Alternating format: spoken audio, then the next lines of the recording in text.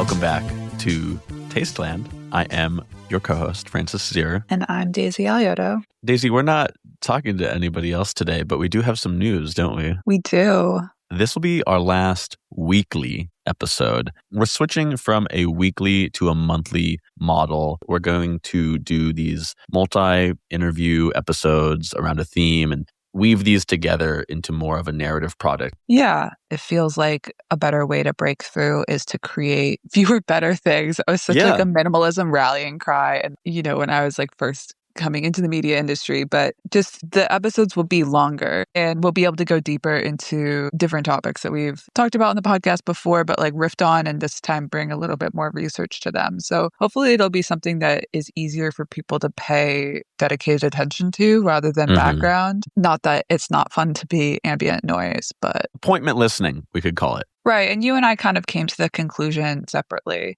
which is a good indicator that we're reading the landscape and picking up on the same signals. Frankly, too, I like doing that level of research, and I think being able to apply that in a deeper way to multiple interviews that go into one thing.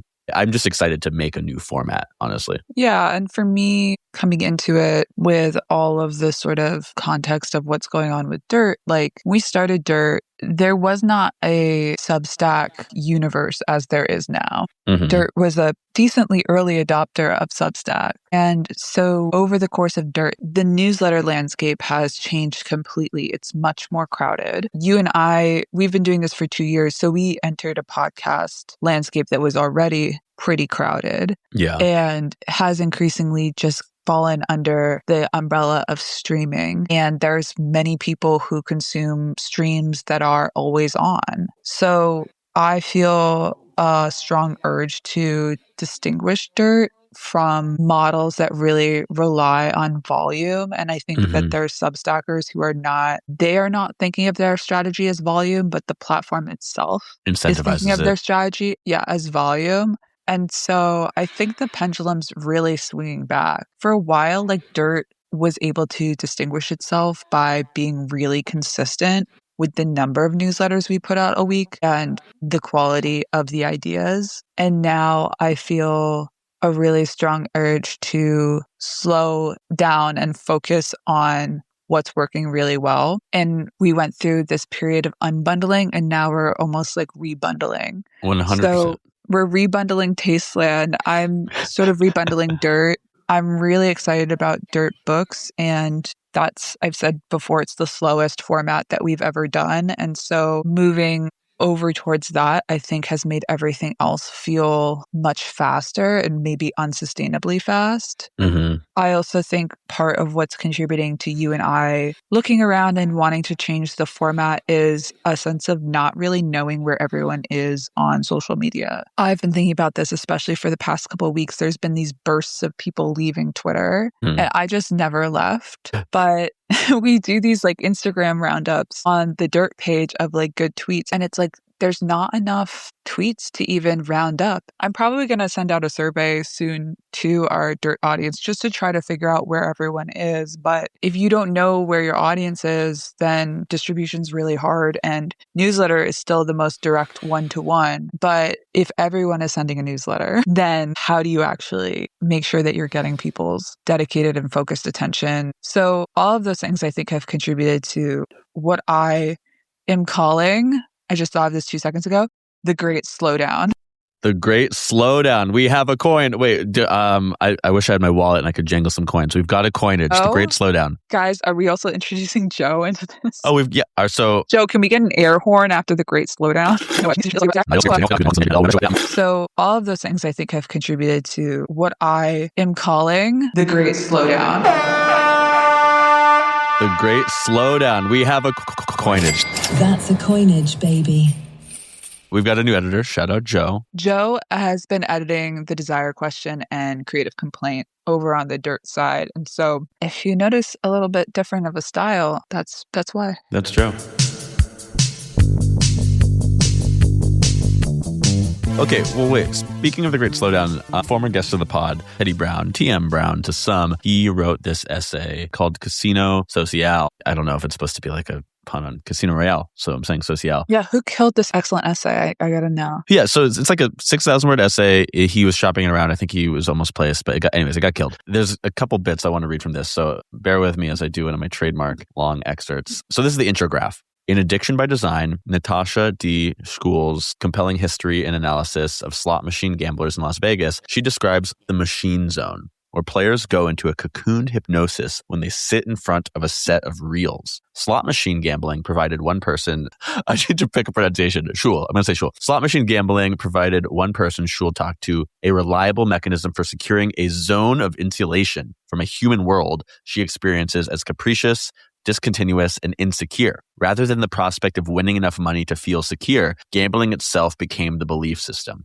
This continuity of machine gambling holds worldly contingencies in a kind of abeyance, granting her an otherwise elusive zone of certainty, Schul writes. The promise was agency through risk. The reality is grim dissociation. The casino economy has become a sort of inescapable cocoon where one discovers that the real comfort isn't in winning, but in the suspension of having to live in the world at all. And I brought this up as we started talking about the Great Slowdown, because I think like the Great Slowdown is a response to the same sort of thing. Scrolling the feed forever and getting stuck in an Instagram reel doom scroll, or, having a million newsletters in your inbox and not doing any work because you're just reading all the newsletters. Or you're just like not sitting with your feelings. Like, I don't want to be a part of a media ecosystem where the act of opening my newsletter becomes like, I want it to be a good experience for somebody, like opening a magazine. But like, yeah, I don't know. We've talked about that like very physical experience of the magazine and the way that it smells in the paper. Like that didn't feel like a dopamine hit. But what the newsletter ecosystem has become does feel like a dopamine hit. And if you're trying to game the Substack algorithm, then you are in the casino. Yeah, you're a pit boss. No, Chris Best and Hamish McKenzie are the pit bosses in that specific casino. I mean, the magazine dopamine hit, like that gave me a very specific memory. I might have brought this up on the podcast before. I was a Shonen Jump subscriber, which is like a manga magazine. And it was a dopamine hit going down to the mailbox, opening that up and seeing this beefy magazine in there. Like that was a dopamine hit because I was in 6th grade and it's 2006. This is my like missive from the world that I can sit with and I'm going to read cover to cover and probably multiple times and then like talk to my friends about it. Yeah, I don't know. The Great Slowdown is the consumer purposefully choosing to move from the great abundant orgy of too much media into the desert where you only have like 3 options, right? Not that it's so bad, but it's kind of what you're describing there, right? Is like a consumer behavior where it's a desire for less, partially so you can sit with more and you're not just like consuming something and it goes right through you. Yeah, like fiber. We're looking for a more fibrous media environment. I had this like tweet this week where I was thinking about like being strategic versus careerism. I think a lot of people confuse them. To me, like if you have a strategy for your content, you're much less likely to wake up and be like, I'm tired of doing this, so I'm just not going to do it anymore. Whereas if there's like a strategy behind it, then it's like, this strategy is no longer working for me, so I'm going to pick a new strategy. There's like an all or nothing trap where you just as easily could have come to me and said like,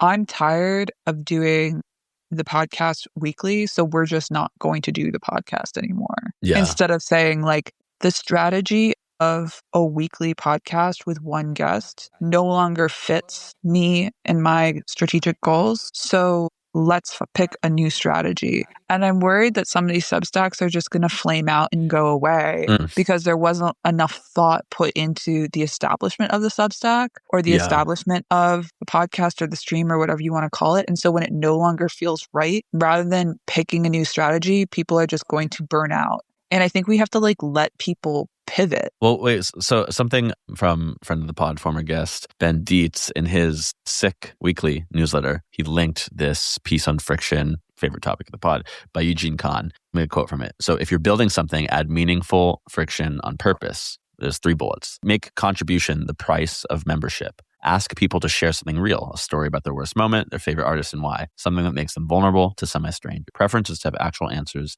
Move past the yes, no, ease of entry. He's talking about like a community here. Second, create recurring moments that cause a little discomfort.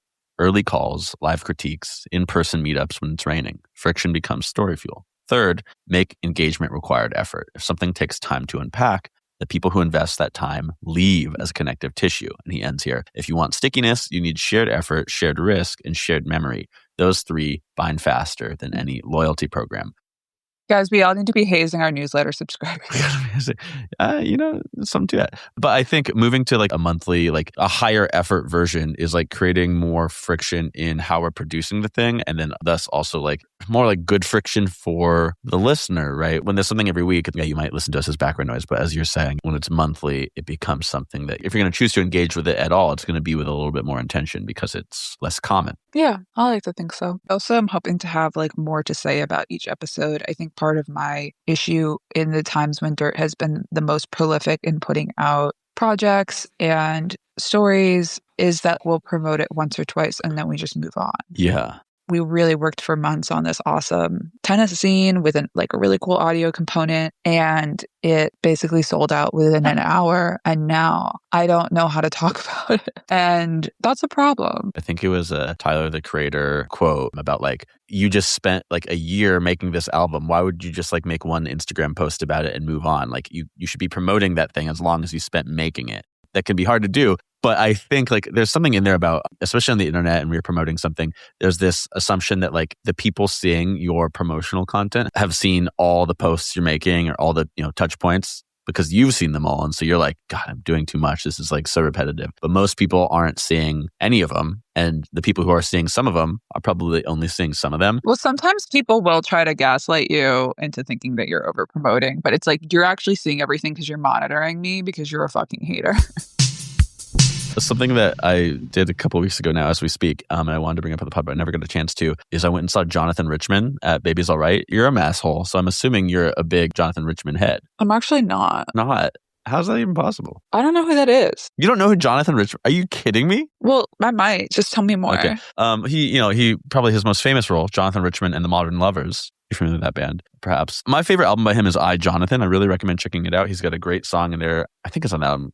I'm in love with Massachusetts. I do know that song. You know that song, exactly. It's him. But it's a great show. It's at Baby's All Right, which is small, intimate venue if you've never been. But it's just him, and he's like 74 years old. It's him and his drummer, and he's just kind of like riffing, and it feels very improv, like a DJ set almost, in that he's got bits and pieces and he's weaving them together. Like he's not like, here's one song. Now we got another song. Here's this song. Like he's going through these songs, but there's this real like through line and these riffs, and I don't know. I guess all of this is just to say, if Jonathan Richman is coming to your city, listener, you have to go see him. And I did look it up. And later this year, he's going to be in Arizona, as well as, I think, San Francisco, and also Big Sur. I don't know if there's a music festival there or something. But Jonathan Richman, yeah, he's amazing. Listen to the I, Jonathan album, too. That Summer Feeling, one of my favorite songs. All right. It's almost time for that summer feeling. Or as I like to call it, new pornographers weather, because I always listen to the new pornographers when it starts getting warm. See, now it's my turn to say that's a band I've never really listened to. Okay, well, we both have homework. Okay, well, speaking of, you just ran an essay competition and there was a winner. I read it this morning. It was good. The lights are too bright and there's nothing to look at. Yeah, it was hard to choose. I read almost 60 essays. I think we had 5 or 6 essays that were finalists. There were certain themes throughout that I thought were really interesting. A couple essays referenced somebody's parents burying gold. The prompt was like just about wealth, health. Yeah, the way that health and wealth are connected. And it was interesting to see the way different people interpreted that. There were a lot of essays about code switching through in different environments, like whether it was like working as a nanny or maybe being like a magazine writer covering luxury, like when your own finances are really insecure.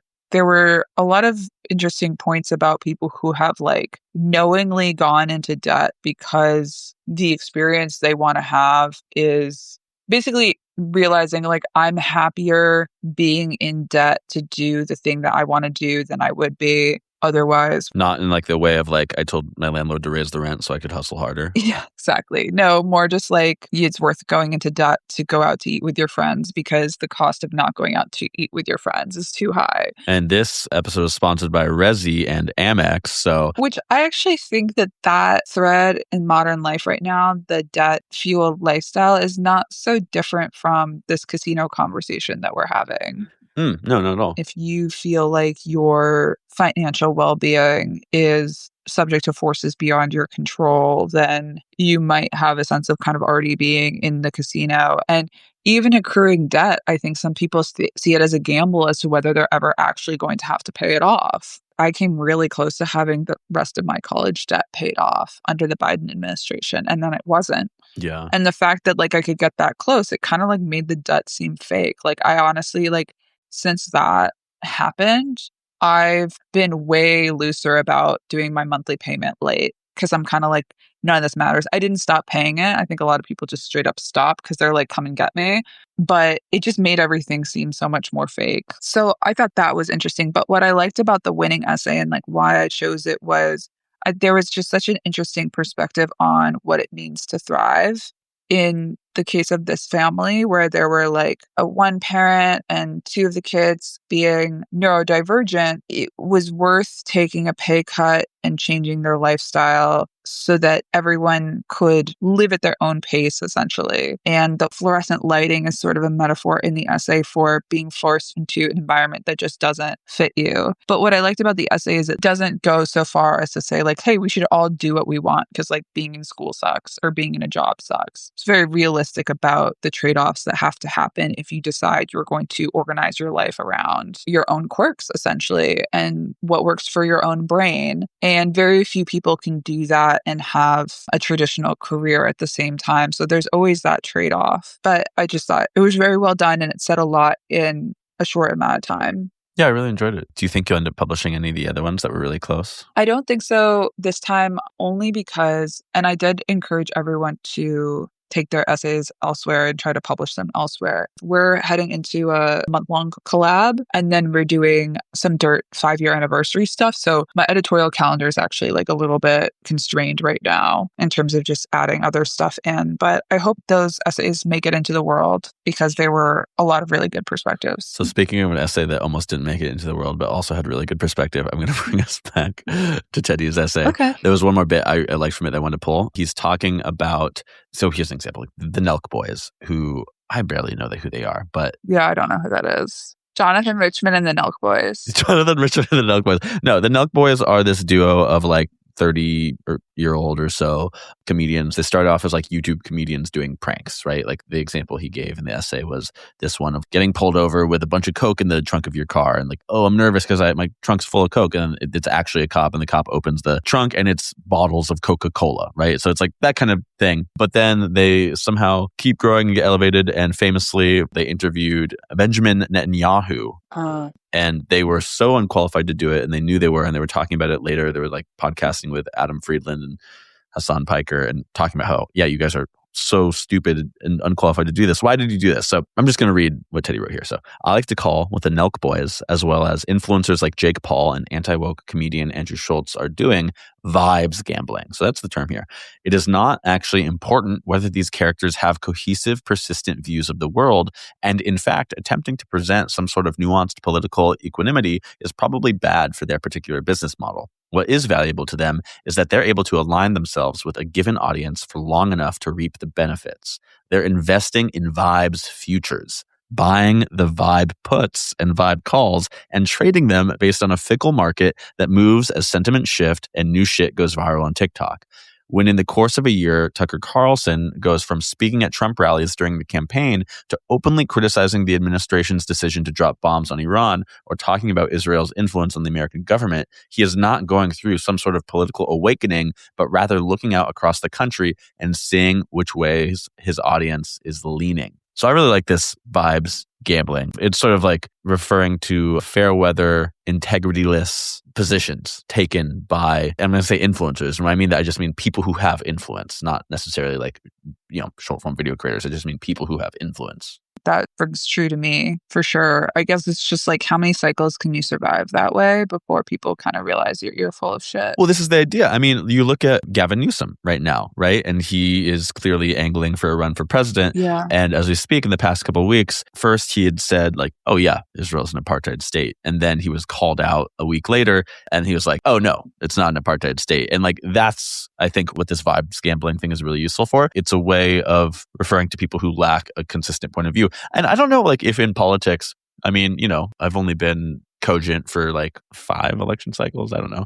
Look, I'm 31 years old. I don't know if that like in the 20th century, before I was like aware, before I was born, etc., if a higher percentage of public figures were typically more consistent in their points of view. Because to me, it's just so normal. Like this vibes gambling, if you will, is such like, it's just how people seem to operate. Right. And if you weren't consistent, like there weren't as many places to give an opinion, right? So if a politician doesn't have a Twitter, then you hear from them in a stump speech where they are going to have more pressure to be consistent in their statements. Maybe goes back to the sort of like volume of information thing. There's a sort of flooding the zone aspect to vibes gambling where you say so much that the fact that you've changed your mind sort of gets lost in that deluge. But I just wonder whether like some of these influencers are just trying to make it rich quick by pivoting the vibe, like riding that a few times back and forth. And by the time that they've lost credibility to be interesting to any sort of core audience, they will have accumulated enough wealth or audience that it doesn't really matter.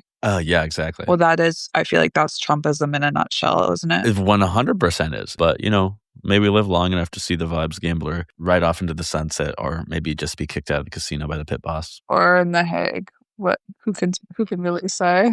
One other thing adjacent to this from, again, friend of the pod, Ben Dietz. If you're listening, hello, Ben. It was great to see you the other day. I'm going to read an excerpt from this. I've been toying in the last day or so with the idea of outfluencers as a way to explain/express the movements of people and conversations away from typical scale-driven central gravity to a more free-floating, incentive-neutral set of conditions that prioritizes non-programmatized human interaction, spontaneity, non-qualified, open participation, serendipity, and non-transactional benefit, serenity, kinda. This is typical Dietzian prose, by the way. I love this. Outfluencer is a term that already exists, unsurprisingly, given its logical linguistic relationship to influencers. It's used primarily, logically, by the outdoor industry, but to describe influencery behavior in nature. I'm talking about something different. Selective self-removal from big optimized systems to embark spontaneously on building or letting something be built small. Not because it's inherently hard or inherently anti, but because it seems inherently emotionally logical right now. Which to me, it's part of the Great Slowdown. It's part of the Great Slowdown. The Great Slowdown itself is standing up from the Vibe slot machine, stubbing out your cigarette, leaving your free drink that you tipped $5 for, that watery vodka soda, leaving it a quarter full on the slot machine, and just walking out of the Vibes casino, getting in your car, and driving out of Dodge. Well, before we drive into the sunset, do you want to talk about this trial verdict that came out yesterday against Meta? I do. Listener, I promise this is the last excerpt I read on this episode. This is like the lead of this article. A California jury on Wednesday found that Meta and Google were to blame for the depression and anxiety of a woman who compulsively used social media as a small child, awarding her $6 million in a rare verdict holding Silicon Valley accountable for its role in fueling a youth mental health crisis.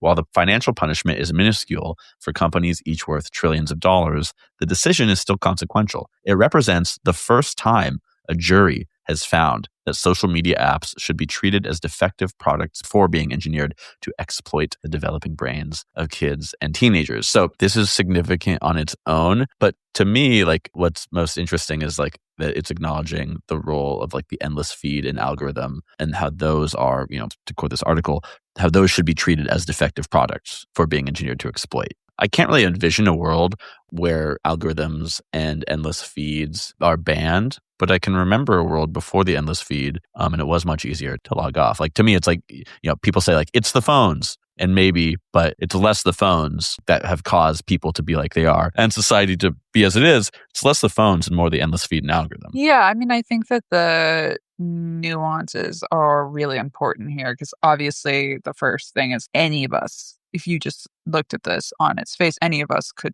then sue.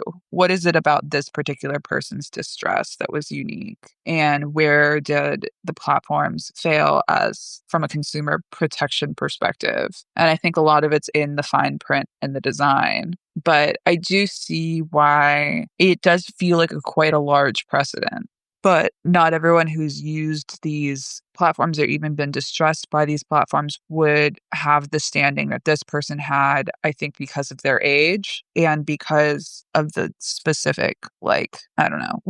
What's your take on it? Do they owe us all money? Like, yeah, because they do, but it's like, forgive this pun, but like I'm a functioning alcoholic, if you will. Are you? well, I'm employed, but my employment is also very much tied to my usage of the internet. So I don't know.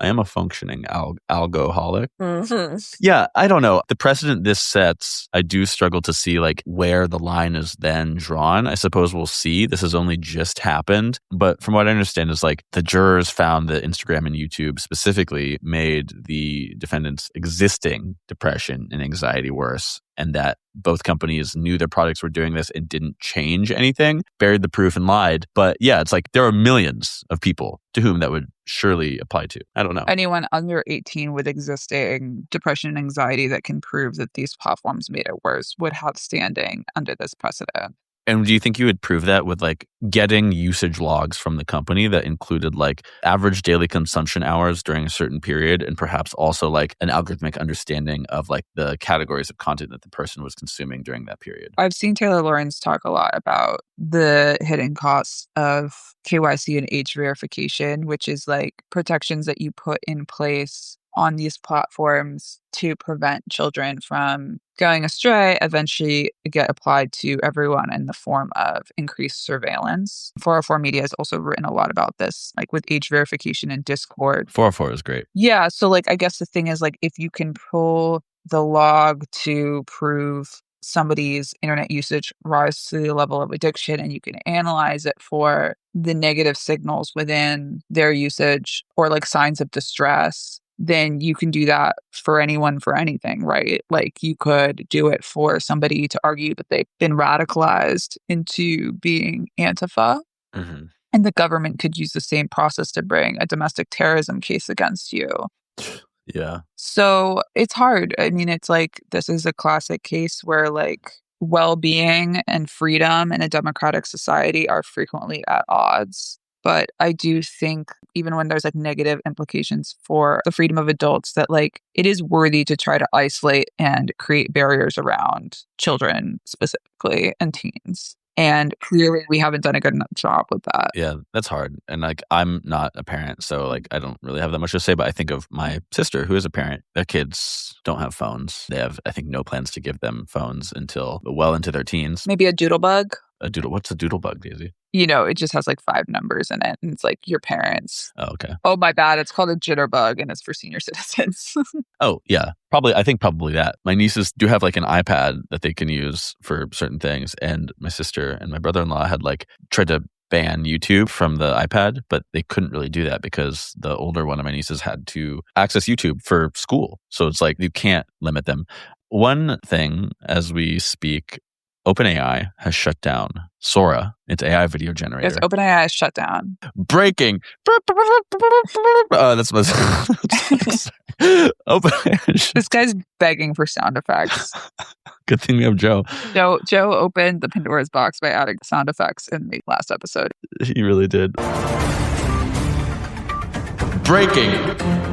One of the things I think about most often from our 86 or so weekly episodes is when we're talking about generative AI with David Rudnick in the fall of 2024. David was talking about envisioning this dark future where everybody is, watching their custom AI generated entertainment that's totally specifically tailored to them, and nobody has anything to talk about because everybody has these distinct reference points, no common reference points, no great works of literature or film that they can discuss. I can't think of anything more obviously of zero value than giving everyone in the world the ability to either see but only for themselves perfect media, or create flawlessly the media that they believe is perfect. And J-Lo's movie is like kind of the same way.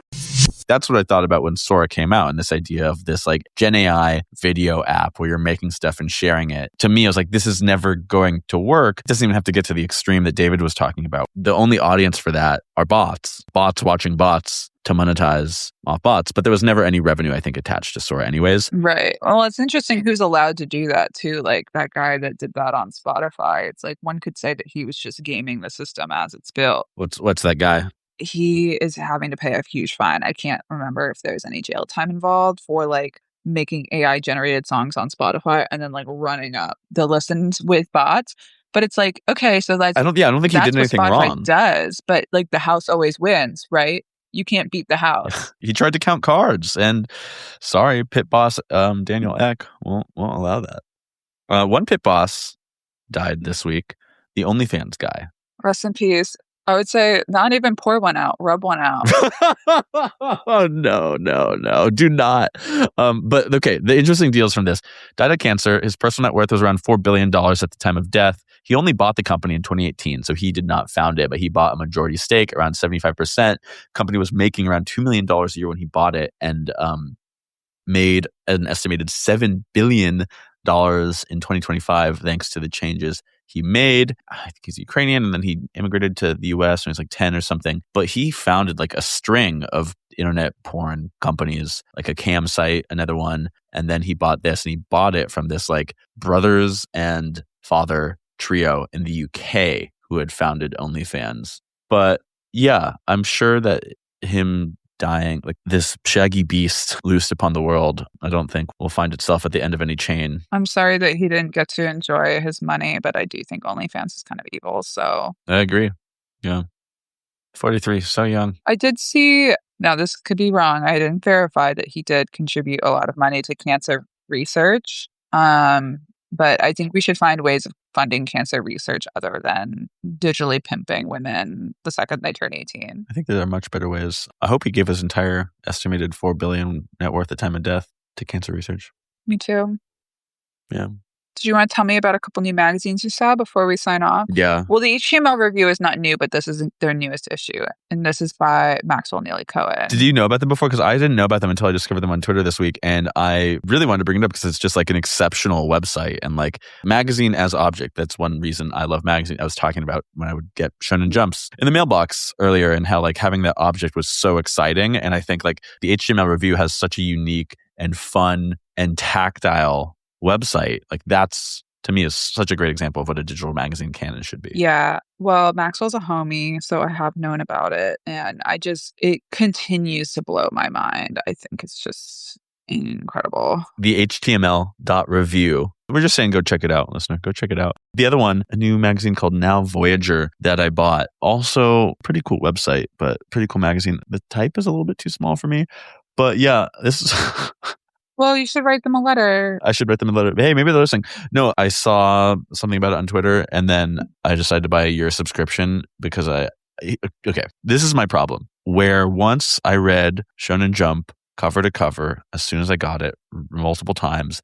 Nowadays, I buy magazines and then I read one story and then I don't read them ever again. They stack up in a corner of my living room, and I love owning and purchasing these objects. But I really have a problem. This goes back to less is more. I hope I bought a year subscription to Now Voyager, and it's a quality product. I like what I'm seeing. Well, listener, we're going to spend the next month working on our attention spans, and we hope you will too, so that when we come back with our first 2-hour episode, you'll be in a position to actually evaluate the effectiveness of our new format. And this has been Tasteland.